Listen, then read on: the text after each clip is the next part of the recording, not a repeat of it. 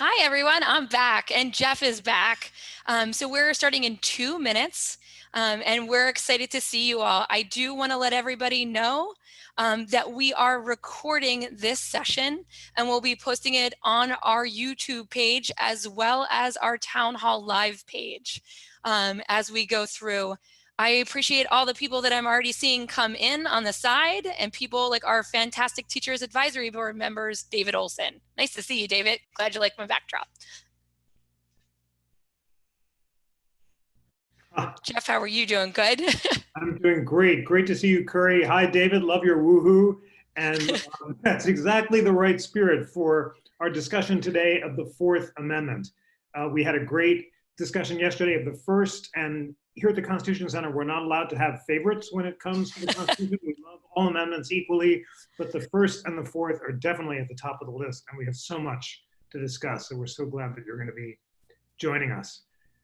Kerry, I know that we're almost at one, and yes. So ready for the opening spiel, right? Absolutely. Do you want, just as an experiment right before the spiel starts, do you want to show the Fourth Amendment on the screen and make sure we can? I can. I'm actually going to put it, I found it nice to put it in the chat box too. Great. So there it is in the chat box, but I'll also screen share so you can see kind of our opening questions, and we will share this document with everybody so you can use it as a student, you can use it as an adult, as learner, but all these pieces. So I'm just going to, too crazy zoom in there. You can, here we go. This is wonderful, Kerry, but maybe give them the interactive Constitution version. Sure, I can definitely do that too. Wonderful. See, NCC comes up beautifully here. So wonderful. Before we get started, I would actually suggest everybody, if you want to second screen this the whole time we're talking, these are great resources, and I'm going to link you to them as we go through. But if you go to constitutioncenter.org, you click on the interactive Constitution, you can have fun with not just the Fourth Amendment, but all sections of the Constitution. You can start exploring. You'll be able to go to scrolling down, search in seizure, which is our focus today, and then we'll be able to get into this. So real quick, let's do some welcoming moments. So hello, everybody. We are really excited to have you on. My name is Kerry Sautner. I'm the Chief Learning Officer at the National Constitution Center, which is behind me, and you can clearly see is virtually behind me. We are excited to have you on. I get the privilege and the luck of having our president and CEO on this lecture with me today. So Jeff Rosen, you want to say hi to everybody? Hi, everybody. Great to see you. We are going to go through the Fourth Amendment today. So every single day, throughout the course of the next 8 weeks, we are offering classroom exchanges, student exchanges, and scholar exchanges. We understand at the National Constitution Center that our job never stops and people's brains never stop. So we are here to do our mission, which is teach about the United States Constitution in a nonpartisan way. And that means at our building when it's open, but online and for all ages. So online on our online learning page, which I'll share with you in a minute in the chat box, is a whole bunch of courses that you can take. Some are open source for middle schoolers, some are open source for high school and college level, like the one we're on right now, which by the way, we are recording and we'll put online after this conversation. And we also have private sessions. So if you have a group of middle schoolers and you'd like to do a scholar to student only remote learning moment where the room is closed, we will do that too. So chat us up, fill it out. As we go through all of this, we're going to be teaching our foundational constitutional knowledge skills, the historic stories behind these, and trying to engage in that civil dialogue. Civil dialogue might look a little different right now than it did last week on our exchanges. So I want you to go to the bottom of your page and click on the chat, open up the chat, and during conversations, and Jeff's an excellent storyteller, so I'm going to make him tell a lot of stories, but you can ask questions and I'll make sure as the moderator to bring your questions back to Jeff, and we'll be doing some polling as we go through as well. I have found the polling works far better in the chat box, and everybody can see it in the chat box. So we'll be asking questions in that chat box as well, some hypotheticals, some modern court cases. But let's begin with Jeff taking over and looking at where we should always begin, the text of the Constitution. Absolutely. Thank you so much, Kerry. So exciting to be here with you and with our friends online. So let's begin with the text of the Fourth Amendment. And you have it right in front of you. We'll read it together. The right of the people to be secure in their persons, houses, papers, and effects against unreasonable searches and seizures shall not be violated, and no warrant shall issue, but upon probable cause, supported by oath or affirmation, and particularly describing the place to be searched and the person or things to be seized. Now, there's so much to say about those words. These are the words that sparked the American Revolution. I'm going to tell you a story in a moment about the speech of a guy called James Otis, who denounced the writs of assistance in the 1760s, which were issued against colonists in America. And his speech, which led to the Fourth Amendment, was so galvanizing that John Adams said, at that moment, the child revolution was born. So it's an amazing story.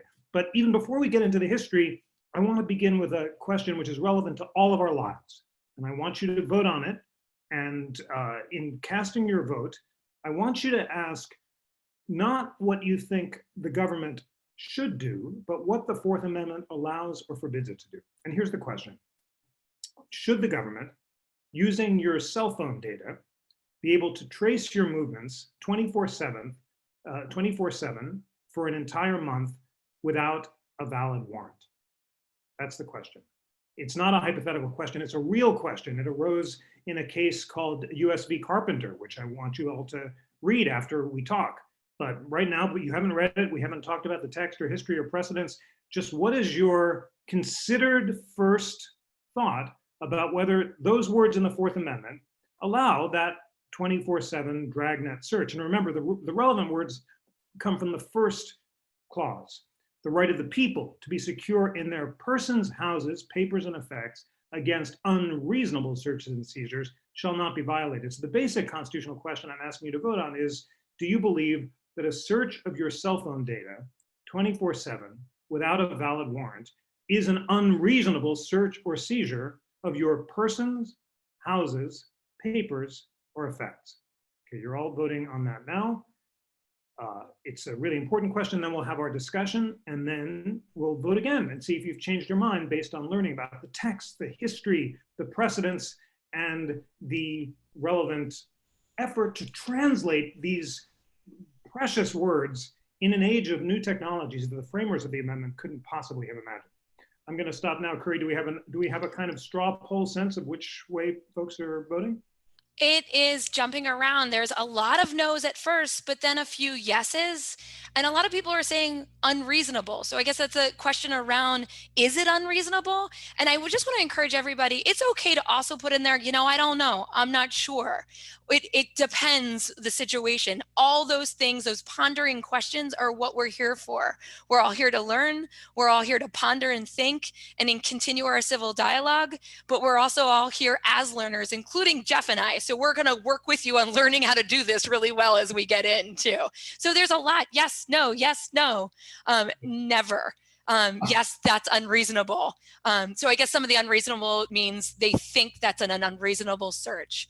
So as we go through, Jeff's going to go through what is a search, what is a seizure, what is privacy, and what is unreasonable. And from Hannah Murphy to everyone, what does the word effects mean? That's going to turn out to be absolutely crucial, because you're right, Hannah. One of the central questions before we decide whether it's a search or seizure or whether it's unreasonable, is it in fact a search or seizure of our persons, houses, papers, and effects? And I think you're absolutely right, Hannah, to zero in on that word effects, because obviously cell phone data, it's not my person. It's not my papers in any physical sense, although it could be considered electronic papers or digital papers. It's not my house. I'm actually in my house now, even though it looks like I'm in front of the National Constitution Center, but the line between what our house and our workplace is now being blurred by technology. But the question is it a digital effect? So a lot is going to turn on that. Okay, great that we have yeses and nos. The Supreme Court in these cases also has different votes, although the justices have also converged around common results. And now I'm going to tell you a story. I'm so excited to tell you this story because, as I said, it's the story that sparked the American Revolution. This story was so exciting to the American framers that they named towns and citizens after the heroes of the story. And I mean, it's really a couple of stories, but it's all around the question of, can the British king issue really broad authority to his henchmen to break into people's houses and search through their desk drawers and rummage through their private papers in search of evidence that they've committed particular crimes that today we think shouldn't be crimes at all. And one of those crimes was the crime of seditious libel. For folks who joined yesterday, you remember what seditious libel is. We spent a lot of time talking about the Alien and Sedition Acts, which in America made it a crime to criticize the government, to criticize the president. Well, in Britain, there were sedition acts that made it a crime to criticize the king. And there was a famous case involving John Wilkes, who was a British rabble-rouser, and he wrote a pamphlet called North Britain 45, which basically criticized the king. It accused the king's mother of doing improper things with Lord Bute, who was the foreign secretary. So the king was so upset about this pamphlet, North Britain 45, that he issued a general warrant. What's a general warrant? It doesn't particularly specify the place to be searched or the person or things to be seized. It doesn't say you can only search Jeff's house or John Wilkes' house. It says, go search anyone's house in order to find evidence of sedition, evidence that the pamphlet was printed here. So armed with this general warrant, the king's henchmen break into lots of people's houses. They rummage through lots of innocent people's desk drawers. They read their private diaries. They invade all the privacy of the home. And eventually they get into John Wilkes' house and they find evidence that he was the author of North Britain 45. They prosecute him for seditious libel, for criticizing the king. He can't claim that he didn't criticize the king, because he did. And under British law, truth is no defense. In fact, the greater the libel, the worse the offense. So basically, he's dead to rights. So what's his defense in the trial where he's brought up for charges of sedition? He says that the sedition laws themselves violate the privacies of the home and the intimacies of his heart, as well as his rights of conscience. It's a really interesting mix of what we would consider in America a First Amendment and a Fourth Amendment claim, although this is in Britain. And the jury that hears the case is so persuaded by Wilkes's defense that they give him a verdict of £1,000, a huge amounts of money in those days, on the ground that the general warrant authorizing the search was invalid. And that search was so exciting to the colonists that, as I said, they named towns and citizens and children from Wilkes Barre, Pennsylvania, not far from the Constitution Center, to John Wilkes Booth, the man who assassinated President Lincoln, all in honor of this incredible case.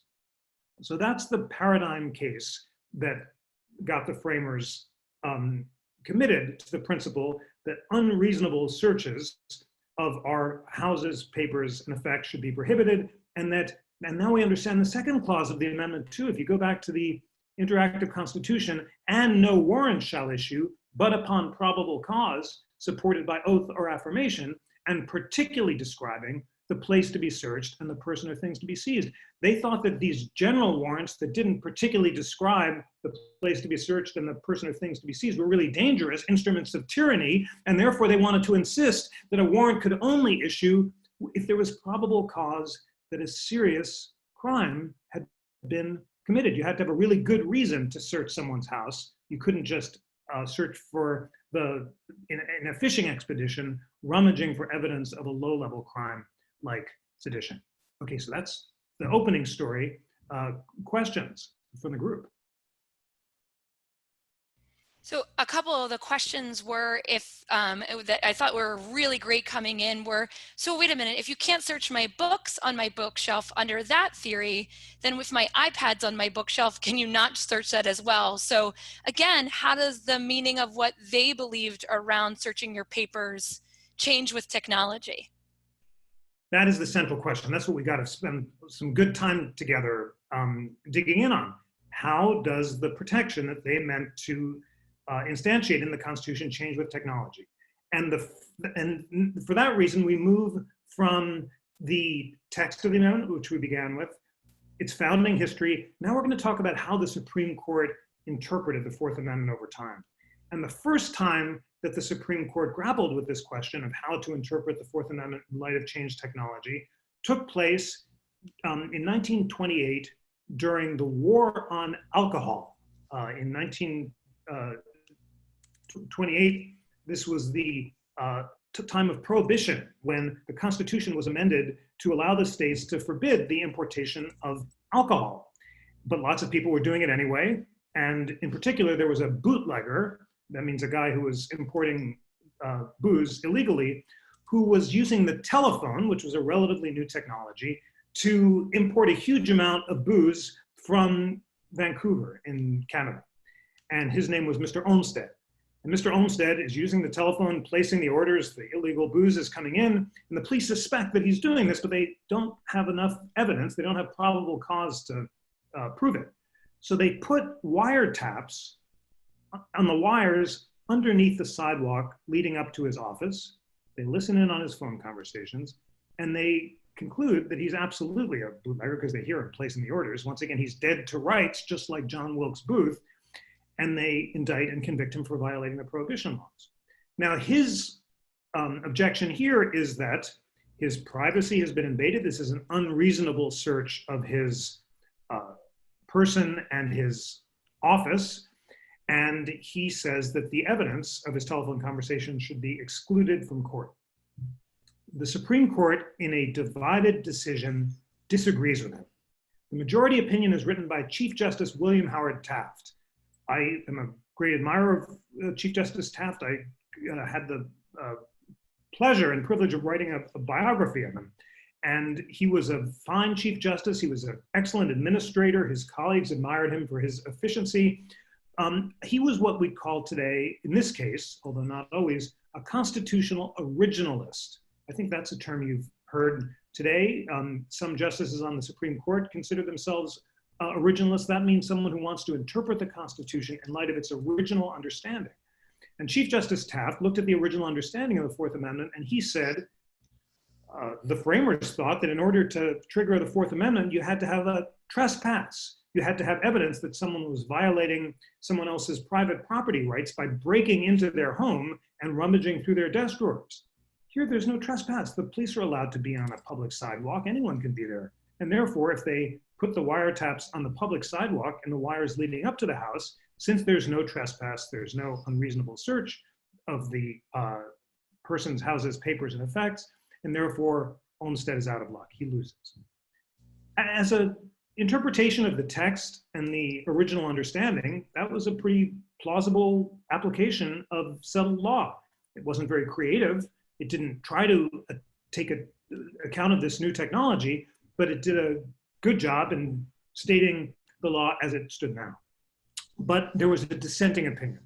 Now remember yesterday when we talked about the First Amendment, I told you it's really important to read the dissents as well as the majority opinions. And Oliver yesterday, who was joining, said, I'm only 12. I'm not sure I can read the dissents. And Oliver, I feel your pain. I know that it sometimes seems a little daunting, but it's really important because in this case, the dissenting opinion became even more famous and more significant and more embraced by the Supreme Court itself in the future than Chief Justice Taft's majority opinion. The dissent was written by Louis Brandeis, Justice Louis Brandeis, another hero of mine. I told you about him yesterday. He was the one who wrote that inspiring, concurring opinion about the First Amendment, which we shared yesterday. And just as Brandeis wrote perhaps the greatest opinion about free speech in the 20th century, so he wrote one of the most influential opinions about the Fourth Amendment in the 20th century. And now I'm going to tell you the story of Brandeis's dissenting opinion in Olmstead. He's really troubled by the fact that there's this new technology, wiretapping, that the framers couldn't have anticipated, but that in his view allows the government to invade even more privacy than King George's henchmen were able to do at the time of the framing. Brandeis has in his office a clipping, a newspaper clipping, about a new technology, television. Except Brandeis misunderstood the technology of television. This is 1927. He thought it was a technology, I'm so excited to share this with you, friends, where people could see each other and talk to each other from both sides of the screen. Basically, Brandeis anticipated Zoom. He anticipated exactly what we're doing now, looking at each other and chatting with each other. And he thought of television as an interactive technology. But that's not the way television worked in 1927. It was just a flat screen and you could look at it and there was no interactivity. So his law clerk said, you can't just look through a screen and talk to people on the other side. Now, of course, you can. So Brandeis took out the reference to television in his dissenting opinion, but he still alluded to it. And I'm going to have to find here Brandeis's concurring opinion. I memorized the Whitney concurrence because I had the chance to recite it so many times, but I haven't memorized Brandeis in Olmstead. I want to make sure I have it right. He's anticipating television, and he's also anticipating this fMRI technology where people can actually read each other's minds in this remarkable way. Okay, now I've got. And Jeff, as you're pulling that up, the question is coming in around this. So is listening to somebody in their homes, even though it may be by neutral means such as something from the street, is that okay? So around this idea of what Brandeis was thinking about how do we listen to each other, our middle school group before was talking about Alexa. Is Alexa not doing this right either? So just as you go to Brandeis, and almost how Brandeis could see the future of technology in a weird way, how does this all wrap around in eavesdropping in a way, or listening, and when is that okay and not okay? That's Alexa is a walking Fourth Amendment challenge, nightmare, I would say, because it so threatens the boundary between home and work. And the courts have heard cases involving parabolic microphones. Gosh, already this sounds outdated, but in the last decade, the question was, could the police walk outside your home with a really sensitive mic and pick up information that was happening inside? And then there was a Supreme Court case involving thermal imaging technology. And there, the police were using this technology to see whether there was heat on the outside of the home coming from the inside of the home. They suspected someone of growing marijuana inside the home using heat lamps that gave out a lot of heat. This technology revealed that the suspect, in this case, actually was giving off a lot of heat. Based on that evidence, they got a warrant. They looked in his house. They found the heat lamp and the marijuana, and they indicted and convicted him. He said, like Mr.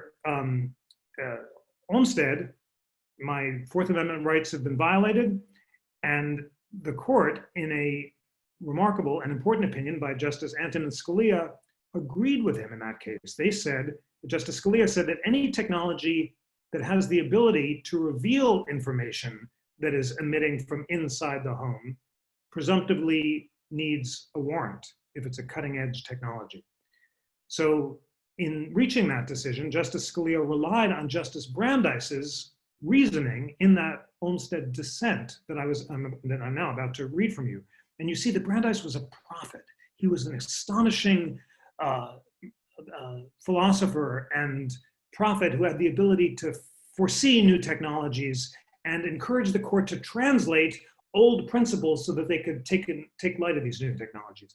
And this now is Brandeis in Olmstead. Oh, it's so inspiring. Here's what Brandeis says. In the application of a constitution, our contemplation cannot be only of what has been, but of what may be.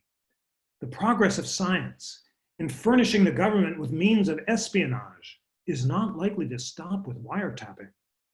Ways may someday be developed by which the government, without removing papers from secret drawers, can reproduce them in court, and by which it will be enabled to expose to a jury the most intimate occurrences of the home. Advances in the psychic and related sciences may bring means of exploring unexpressed beliefs, thoughts, and emotions. That places the liberty of every man in the hands of every petty officer, was said by James Otis of much lesser intrusions than these.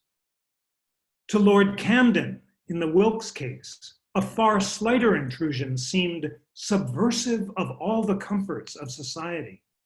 Can it be that the Constitution affords no protection against such invasions of individual security? Wow, Brandeis always gives me the chills to read his words because they're so prophetic and so principled and so true. And I'm going to pause so that we can all take stock of that great quote. And Kerry, what would you like to know? A couple things, and we've got a lot of questions going on. So just to kind of wrap up and making sure we're like coalescing around the big ideas around this is, what is a search? What is unreasonable? But I also think it might be a good time to do a couple hypotheticals. Do you want to play a reasonable expectation of privacy game? I'd love to play it. As always, you know that there's no time like the present to play the unreasonable expectation of privacy. I know. Yes, we at the Constitution Center work with great teachers so we can build these games like David Olson, who's online right now. So here's the game: a reasonable expectation of privacy, and we're gonna have we're gonna ask Jeff these questions, and I'm gonna give you 3 ways to answer. I'm gonna give you a test one in a minute, and then we'll do a few more. So, a reasonable expectation of privacy. We're going to measure these in 3 ways: a low, medium, and high. So low is the government should be able to search or seize for any reason. Medium is the government needs a good and fairly specific reason to search. And high, the government must have an actual reason based on real and specific information to search in that moment. So low, medium, and high. What is your reasonable expectation of privacy in these almost settings, in these places? So for a real quick, easy one, audience out there, the question is inside your home. That is the first question. So Q1 on this is inside your home. Do you think it's low, medium, or high? Wow, and now the answers are coming in. I thought you guys were quiet today. This one's easy. That's why we started with this one. I'm going to put the question in one more time just in case you missed it. Is inside your home, is there a low expectation of privacy, a medium, and high?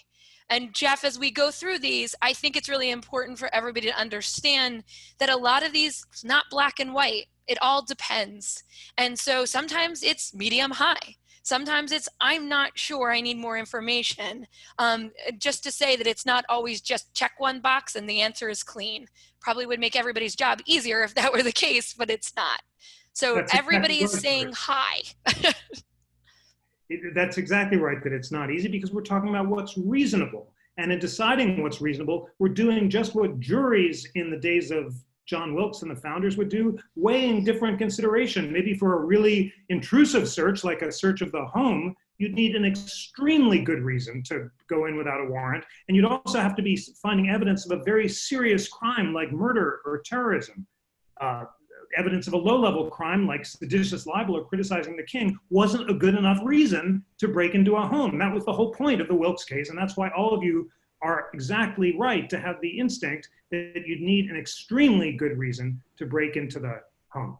How about that? Yeah, go ahead. Just to keep that going, because we're in different times right now. So how does that change depending on national security?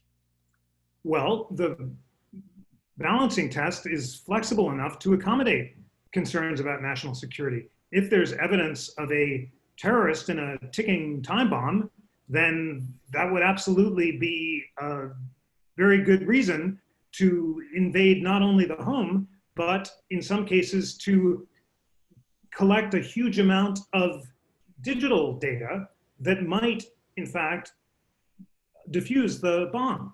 But it's a tough case. I've seen a bunch of you have been asking, what about times of crisis? What about post 9/11? And what about the Patriot Act? Mm-hmm. And you'll remember that after 9/11, the Patriot Act authorized the government to collect huge amounts of phone dialing data without a warrant. And then it turned out that there was an illegal program that wasn't authorized by the Patriot Act that allowed the government to collect all phone calls out of the United States without notice and to make pattern analysis of that. Congress considered that program and was concerned enough about it that it imposed some limits on it, concluding that even the goal of stopping terrorism didn't justify the collection of a huge amount of data if the search or mass data collection wasn't likely to be effective in actually identifying individual terrorism. So we're seeing a series of factors that courts and Congress have balanced in these things: the seriousness of the crime, the intrusiveness of the search, and the effectiveness of the search. How likely is it that the search actually will reveal evidence of a serious crime or terrorism? Great. So I think question number 2 is ready. I think everybody likes the hypotheticals, so we'll do a couple and then we'll jump back in to maybe talk about Riley and Carpenter as well. Get back to that original question that you asked. So here's question number 2. And this is, I definitely know we have some high schoolers on here. So this is a question a little bit more high school related. Maybe. The contents of your coat pockets and backpack. I mean, everybody wears a backpack. They're the new trend. Thank you, John Lewis, for starting that trend in the 60s. But the contents of your coat or backpack as you walk along the sidewalk. That is question number 2. Our numbers are kind of chiming in really quickly. And this is now, we're all over the place. Ooh, and I saw it in there. It depends. In a public school, are you on the sidewalk of a public school? Are you in private, or are you in the middle of the street or the city or your neighborhood? Lots of medium and highs here. We'll give everybody a second to answer. If in school it's a medium, I like that everybody's adding a layer to this too. You guys are really smart.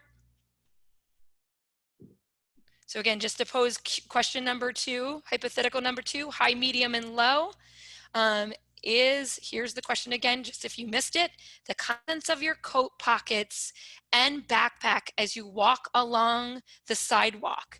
I know that depends where the sidewalk is, but I also want to add the question in here is, again, we go back to going back to that Fourth Amendment text and saying in the Fourth Amendment, that text says, to be secure in your persons, houses, papers, and effects against unreasonable search and seizures shall not be violated. Shall not be violated and no warrant shall be issued. So I just want to tease that question out about backpacks and warrants as well. That's great. So we're hearing answers a bit all over the map here. And once again, that's a good, vigorous debate to have, but there is a leading Supreme Court case on the question. And that case is called the TLO case. It was decided in 1984. It's New Jersey versus TLO. TLO, those are the student's initials, was a high school student, just like many of you. School officials searched her purse, it was like a backpack, suspecting she had cigarettes. The officials discovered not only cigarettes, but a small amount of marijuana, a list of all the students who owed her money. She's charged with possession of marijuana. She objects. She says, no warrant. You can't search my closed possession without a good reason. And the Supreme Court disagrees with her and holds that the search of her purse was reasonable under the circumstances. And while the Fourth Amendment prohibition against unreasonable searches and seizures does apply to public school officials, they can conduct reasonable warrantless searches of students despite the probable cause standard. So in other words, it's an intermediate standard. You need reasonable suspicion to search a backpack, not probable cause, because of the diminished expectation of privacy of students in school. So that's what the court held, that you, high school students and college students, if you're listening, have less expectation of privacy in school than when you're adults and you would on the street, and therefore the reasonable suspicion standard was sufficient. So to add to that, if you're walking down the street, maybe talk about Terry v. Ohio, since it is my favorite case. Well, it's a great case, and when I teach criminal procedure, I teach at GW Law School, and we teach the case called Terry v. Ohio, and I ask the students to act out Terry v. Ohio to give a sense of what was going on. So Terry is casing a joint. He basically wants to rob a store. So he's walking up and down the street. He's sort of seeing whether the police are around, wants to see if there's anyone there. And there's this officer who sees he's doing this and kind of knows that he's up to no good because he's seen this pattern of casing the joint before. So the officer lets Terry go up and down a couple times, and then finally he comes up to him and he tells him to stop. He kind of turns him around on the street, tells him to put his hands up, and he pats down his body, just kind of like this. And he sees whether Terry has a weapon or any contraband, and he finds some contraband and he arrests him. And the question is, was it permissible for the policeman, to stop him on the street with reasonable suspicion and not probable cause, and to physically pat him down. And the reason we acted out, and we can't do that virtually, but just imagine what it's like, is because you see that being stopped on the street and being patted like this is very intrusive. It's not at all a small thing to be grabbed by a policeman and have your body physically patted down. But the court, in an opinion by Chief Justice Earl Warren, held that the police may stop you on the street and pat you down to ensure their own safety and to see that there's no evidence of a weapon, basically a protective search on the standard of reasonable suspicion rather than probable cause. Well, you see, that's one of the most important cases in criminal procedure. That gives the police huge ability to stop you on reasonable suspicion of wrongdoing and to engage in this pat down. And since most of us, when we walk down the street or when we're driving in cars, are guilty of some minor infractions, like if we're in a car turning without a turn signal, or on the street, I don't know, jaywalking, although people don't usually get Terry stopped for jaywalking, you can be stopped and frisked basically for one reasonable suspicion of one form of wrongdoing, and then if you have a weapon or if you have any other contraband, then that evidence of wrongdoing would come in. That's why Terry is really the source of a lot of the debate about stop and frisk as a policy, which is a really important topic that maybe we can talk about in future weeks. And it gives the police great discretion to conduct physical searches on reasonable suspicion rather than probable cause. Great. And Jeff, real quick before I get to the next question, because I think somebody asked, I think it was Teddy that asked, what constitutes a reasonable suspicion? So, and what does that really mean around that? But could you just spend 1 second really quickly going over the difference between a political question, because when we talk about Terry v. Ohio and stop and frisk, sometimes we need to separate the constitutional question and the political question. Could you just give everybody a snapshot of what we do at the center and then how those two things both need to be talked about, but what conversations we're having today? Thank you for that, Kerry, because everything we do at the center and everything that Kerry and her amazing education team does is try to inspire all citizens, especially all of you who are listening now, to separate your political from your constitutional views. When I teach constitutional law, when I teach criminal procedure, I say to students exactly what I'm saying to you now. You must try to separate your political from your constitutional views. Now, what does that mean? It means that in considering a question, you should ask not what you think the government should do, but what you think the Constitution allows or forbids it to do. So, this is counterintuitive, but this is what we learn in law school. This is what judges attempt to do, and this is what I want you to try to do with all of your power. It is not easy, but you have an obligation as learners and citizens to do it. So what does it mean? We're talking now about Terry stops and stop and frisk. What I want you to ask is not, do you think stop and frisk is a good policy? Not whether you think it diminishes crime, not whether you think it's a terrible indignity that leads to great racial discrimination and to unfairness and pain, although those are all crucial and important policy questions. But does the Fourth Amendment allow or forbid it? It might be that you think that stop and frisk is a terrible and ineffective policy, but the Fourth Amendment allows it. Or you might think that stop and frisk is a good and worthwhile policy, but the Fourth Amendment forbids it. I know that seems really counterintuitive. You have to leap an imaginative and constitutional leap above your political passions and instincts and toward the cool light of constitutional reason, because you realize that when you're separating your political from your constitutional views, you're thinking like a judge, you're thinking like a lawyer, you're thinking like a citizen devoted to life governed by constitutional rules. So that's the framework. Thanks for signaling it. And remember, we're about to get back to the central question of discussion for today. Can the government search your cell phone 24/7 without a warrant?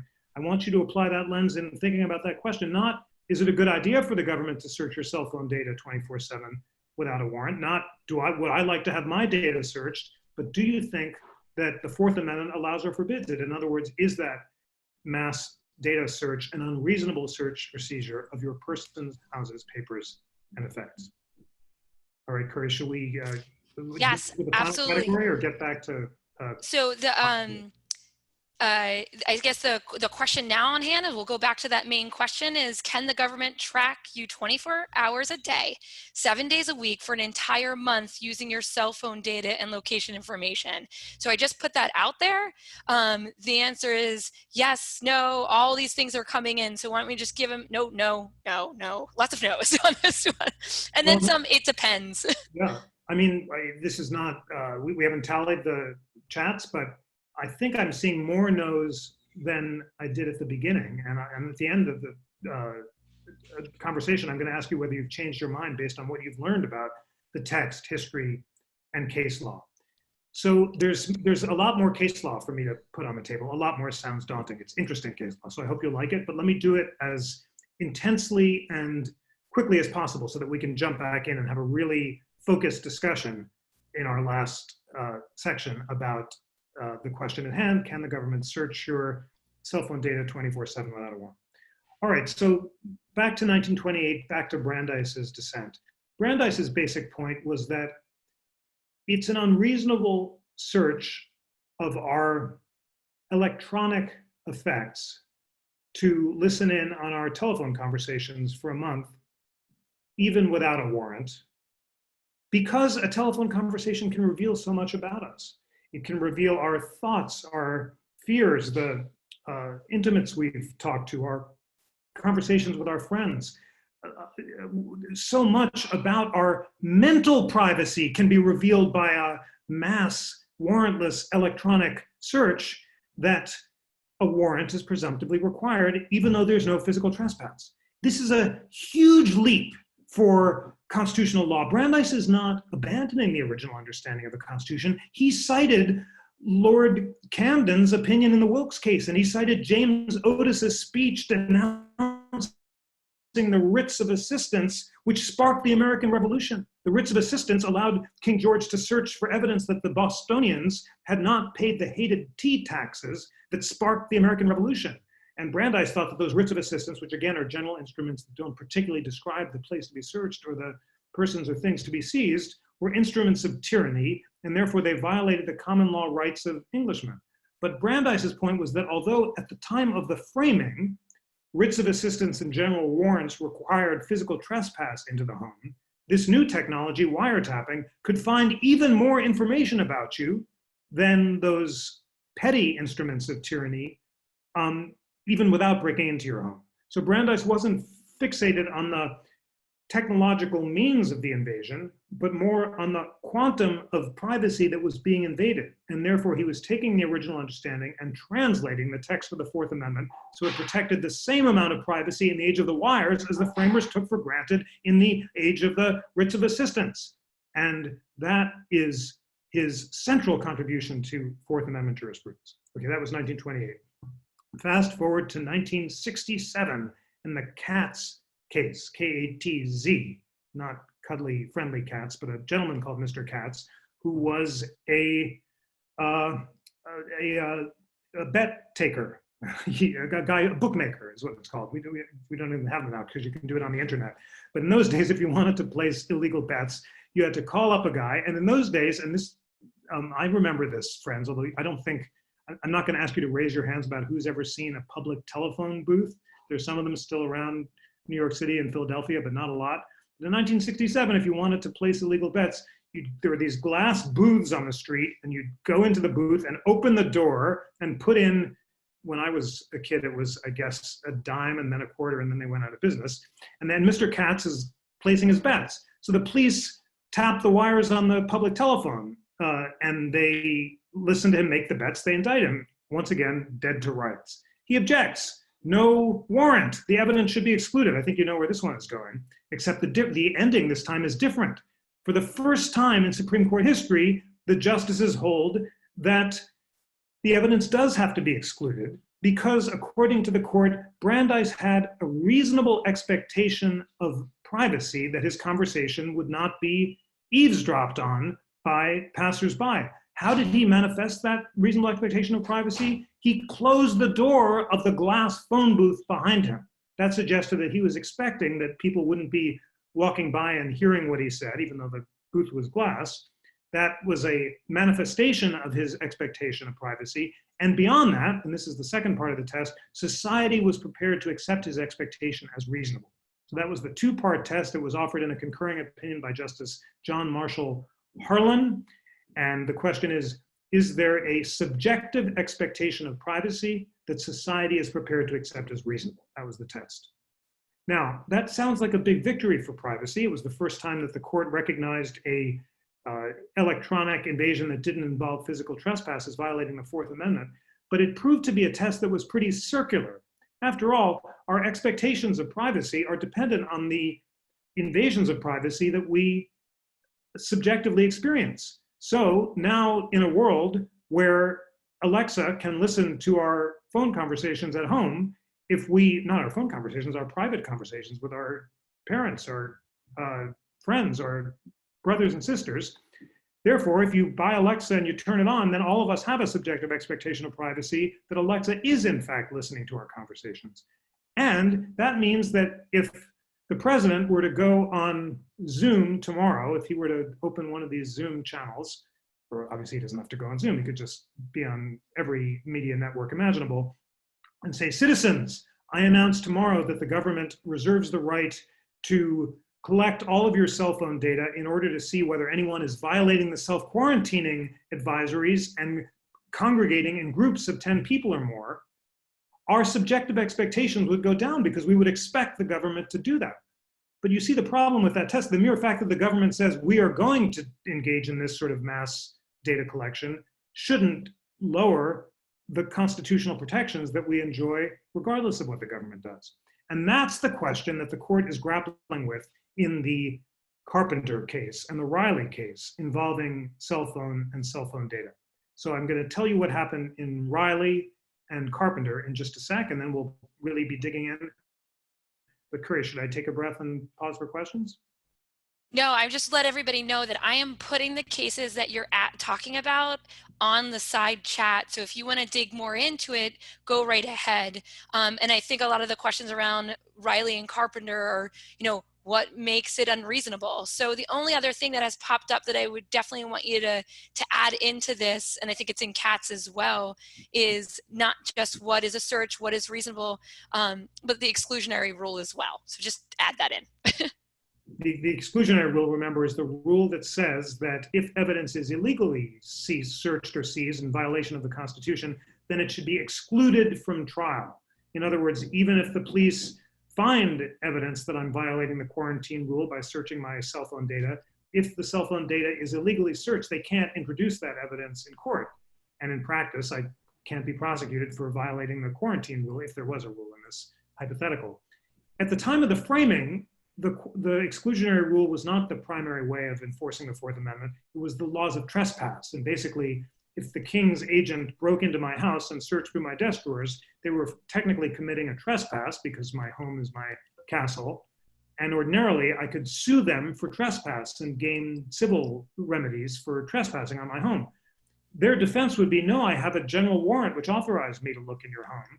And then my counter to that would be, a general warrant is not valid because it doesn't particularly describe the place or thing to be seized, and therefore should not be a valid defense against a trespass suit, and therefore they should have to pay me money.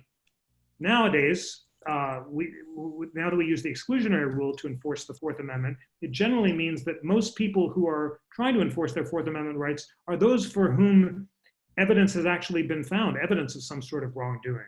Unlike the case of the innocent citizen whose diary is seized in the course of a general search. So that's the difference between a trespass remedy and the exclusionary rule, and definitely important to put on the table. Okay, so two more cases, Riley and Carpenter. Riley is a cell phone case. Here's mine. My cell phone is right here. And let's imagine here I am outside the National Constitution Center. It's so beautiful outside. I love the wonderful sun, and Kerry is right near me. Actually, we're in two different places right now, but it's the same backdrop. And what happened with Mr. Riley is he was arrested, and the police patted him down, as you're allowed to do on arrest. They found his cell phone, and then they opened his cell phone and read his email and looked at his private data and found evidence of another form of wrongdoing. I think it was drugs. And he objected. He says, just because I was arrested for one form of wrongdoing doesn't mean that you can open up my email and look for other forms of wrongdoing. The government answered, well, of course we can open your email. After all, the court has held in other cases that anytime someone's arrested, the police can do a protective pat down, and if they find any closed container on your person, like a cigarette packet, they can open up the cigarette packet and see if there's evidence of drugs. And a cell phone is just like a cigarette packet. The Supreme Court, in a unanimous opinion in the Riley Court, disagreed. This is so inspiring, friends. When you hear a lot about divided Supreme Court decisions, 5-4. Well, there are some cases where all 9 justices, appointed by presidents of different persuasions, unite around the core principles of the Fourth Amendment.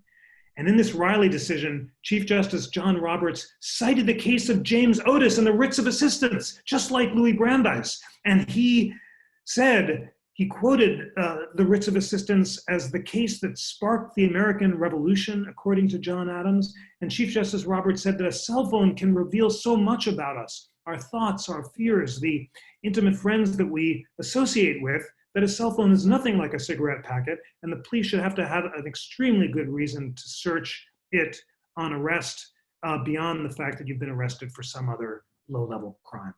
And that's just a beautiful example, if I may, of all 9 justices doing just what Justice Brandeis told us to do in his dissenting opinion in the Olmstead case, to translate the Constitution in light of new technology, not to focus on simply the rules of private property, to understand in a pragmatic way that a cell phone is very different than a cigarette packet.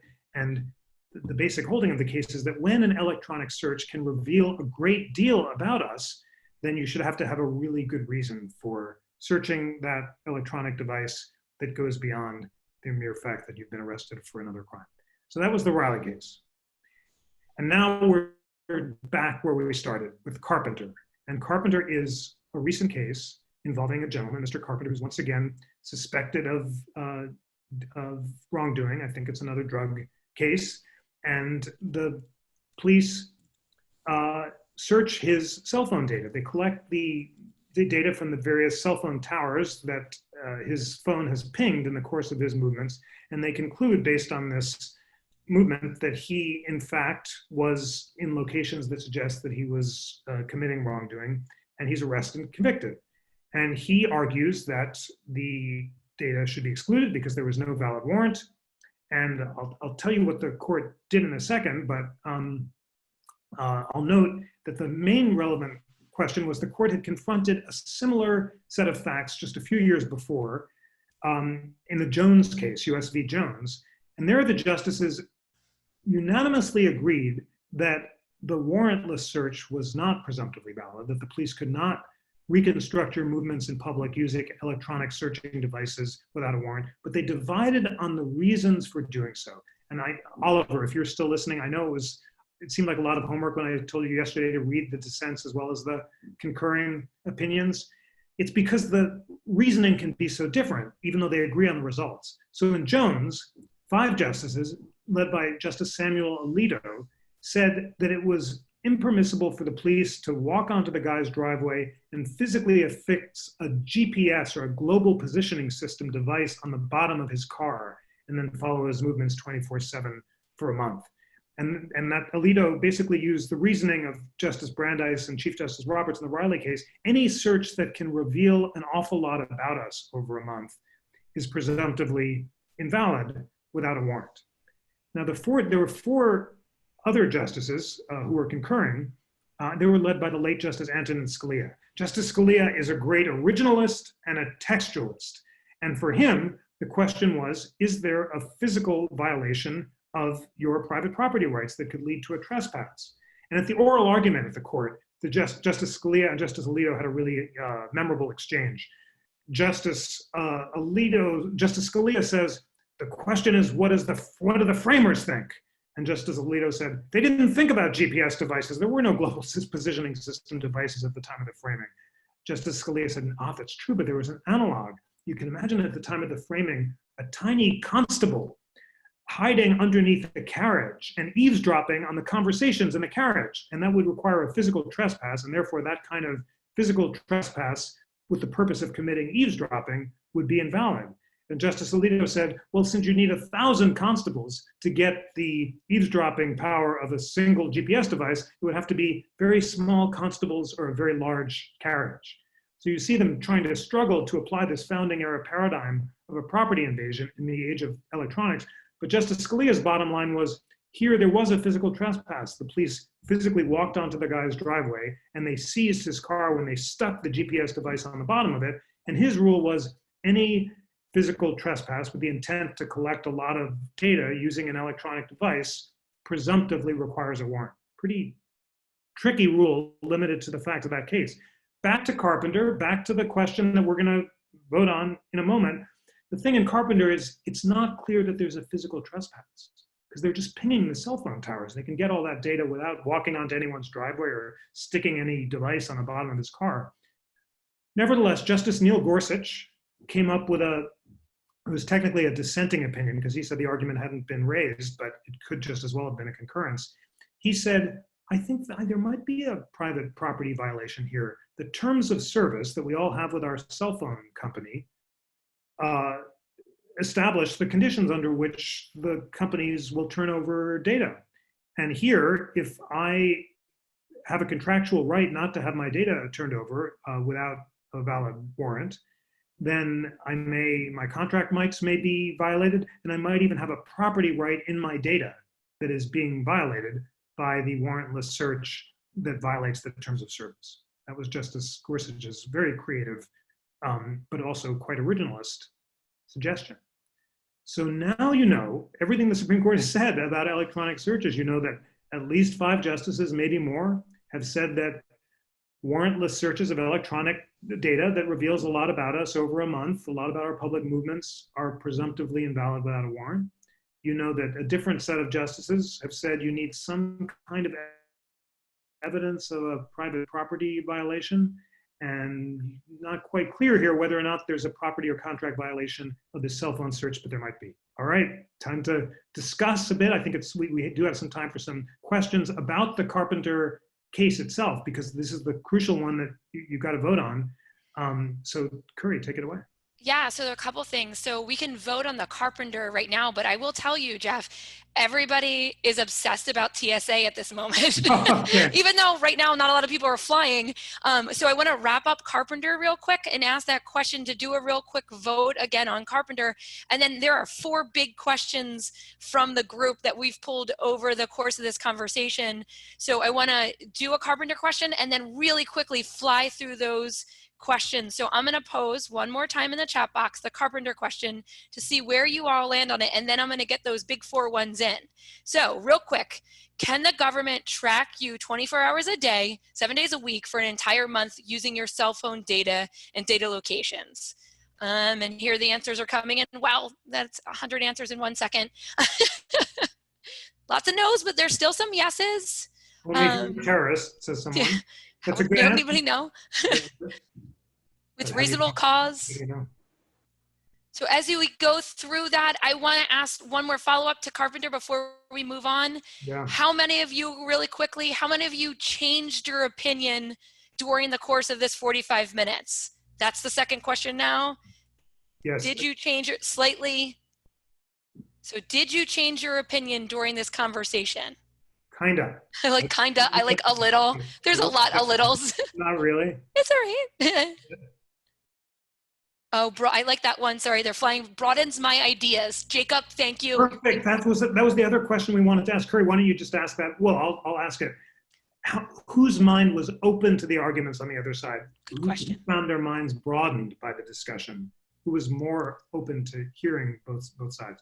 Anella just said, yes, I saw both sides. Broadened. Hello. Yes, me. Mine broadened. I certainly did. Definitely broadened. Definitely. Wonderful to widen my perspective. Nice to see both sides for sure. Yes, yes, yes, friends. That is the whole point of learning together. Just as Brandeis would say, come let us reason together. And by reasoning together and taking seriously the arguments on both sides, we can open our minds to the light of reason and recognize that reasonable people can often disagree about these hard constitutional questions, but by having civil, thoughtful, deep conversations about them, we can learn from each other and grow in Wisdom. Great job on Carpenter. Okay, final. This is super fun. Okay, now we're going to do the speed round, Jeff. Are you ready for the speed round? I'm ready.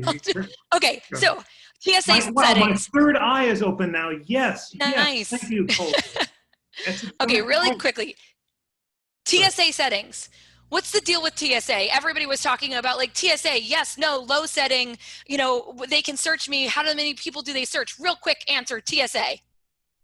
Can they search me? How many people can they search? That's what. Come on, friend. There's no yes or no questions like this. Yeah, I think you've known this by now. It's a really complicated set of questions. We're going to have another class on that because the government's power at the border are far greater than they are inside your home. Inside your home, your Fourth Amendment rights are at their peak. At the border, your Fourth Amendment rights are at their nadir, the lowest point. And just to give you a sense of how dramatic that is, generally, the government can search you. They don't even need reasonable suspicion to pat you down, to have secondary screening, even to take you to back rooms. They don't, but then there are even more intrusive searches that take place. So there's one really dramatic Supreme Court case in which someone had a body cavity search. She was a drug carrier. She'd swallowed balloons of drugs. She was holding them in her abdomen. It was a very sad and tragic case. And she just didn't want to get out and didn't want to go to the bathroom because she was afraid of getting caught. And in the course of that case and others like it, the Supreme Court said to actually search your body cavities requires not probable cause, not a warrant at the border, but just reasonable suspicion. You need some degree of suspicion before you can engage in a terribly intrusive search like a body cavity. But short of that, a really intrusive search, most of what most of us go through for TSA, including those awful first generation, no, sorry, I'm showing my stamps as a citizen here, those naked machines that used to have really intrusive X-ray visions of our bodies at the border when we raised our hands. The initial generation of those machines showed us completely naked because of protests by citizens and also rethinking by the government. Those machines were redesigned to look more like blobs so that when we are now shown in those machines, the government just sees a blob of our body with a part which requires secondary screening. That transformation from the naked machine to the blob machine was a great example of Fourth Amendment reasonableness at work. If the machine makes us just as safe but doesn't invade privacy, that's a great Fourth Amendment solution. But the government was not required to do that. It's allowed to have naked machines, and it's allowed to do anything short of a body cavity search. It doesn't even need reasonable suspicion without any suspicion at all. So I think there are so many good questions, which is why we're redoing this course in a few weeks. Just remember, everybody, every week we're having different themes, and then we're having open Friday discussions on more broad topics. I believe next Friday we're also doing a 1 p.m. with Jeff on the Fourth Amendment. So those other great questions that came in that we don't have time to get to, but how did the shift on the expectations of privacy influence the Supreme Court rulings? And does the court consider privacy to be a static or evolving concept? This is why we need you to tune in with us again and open our minds, open our third eye to all these different perspectives, the history, the constitutional questions. And I have engaged so much and had so much time with the civil dialogue going on in our chat. So I just want to thank everybody so much. Go to our website. I'll post it in a second. And Jeff, do you want to just wrap up real quick? I sure did. I love the comment recently. I have transcended one of these, and I feel the same way. We're transcending our political partisan biases and achieving the cool realm of reason. Kerry and I are learning so much with you. We're so excited to see you next week. I do have to give you homework. I'm a law professor, so that's my job, but it's exciting homework, and I know you can do it. Oliver, if you're still watching, here's the homework. Read Justice Brandeis's dissenting opinion in the Olmstead case. It's a kind of constitutional poetry. You'll be so inspired by it. And then read more, because of course you've got to be moved by whatever you read to then read more about Justice Brandeis or Justice Taft or about technology. Just go deep and spend your time learning and growing, and we'll use this challenging time together when we're all at home to learn and grow together. Thank you so much. Thanks to my magnificent colleague Kerry for having conceived of these great courses, and all of the great NCC team for making them possible. And we will look forward very much to seeing you next week. And I want to do a shout out to, now we have Oliver, and Valerie is also a 12-year-old that's been joining in the conversation today. So I'm really glad we're also capturing the 12-year-old age group. So thank you all. Thanks to Nick earlier that did the earlier lecture. We really enjoy you guys so much, and we're so glad you're here with us. See you next week. Bye. Thank you. Have a good Bye. week.